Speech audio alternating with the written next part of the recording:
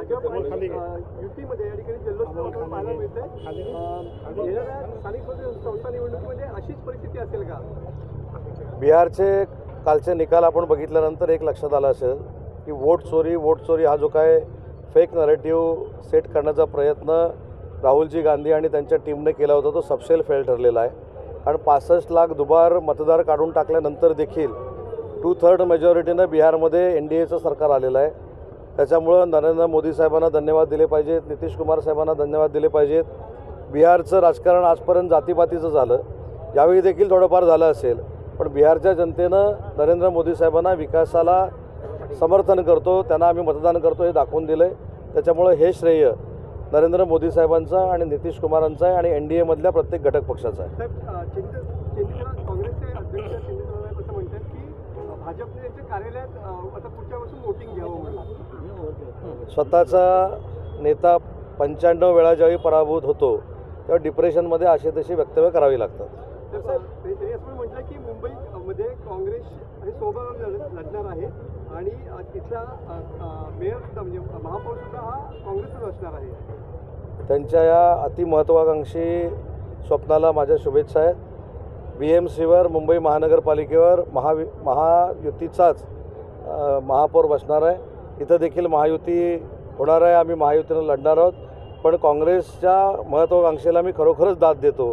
95 ठिकाणी नेत्याच्या नेतृत्वाखाली पराभव स्वीकारल्यानंतर देखील मुंबईसारख्या महानगरपालिकेमध्ये जिथं शिवसेना भाजप या दोन पक्षाची ताकद आहे, म्हणजे धनुष्याची आणि कमळाची ताकद आहे, तिथं देखील केवढा मोठा ओव्हर कॉन्फिडन्स काँग्रेसला असू शकतो हे त्यांच्या या वक्तव्यावरनं दिसण्यात आलं।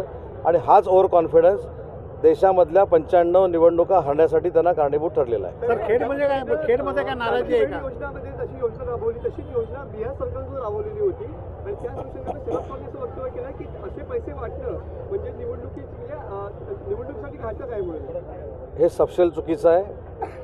मुख्यमंत्री माझी लाडकी बहीण योजना ही वेगळा पॅटर्न आहे आणि 10,000 रुपये, 20,000 रुपये, 30,000 रुपये महिला भगिनींना देऊन त्यांना स्वतःच्या पायावर उद्योगधंद्यासाठी उभं करणं ही संकल्पना बिहारची वेगळी आहे।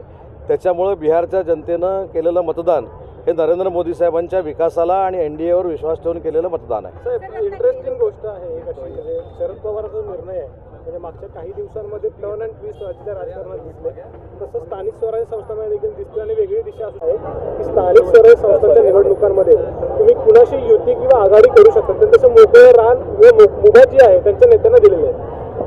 शरद पवार साहेबांनी अशा पद्धतीची मुभा जर दिलेली असेल तर त्याचा गांभीर्यपूर्वक विचार आम्ही देखील करू। रत्नागिरी लोकल थोडंसं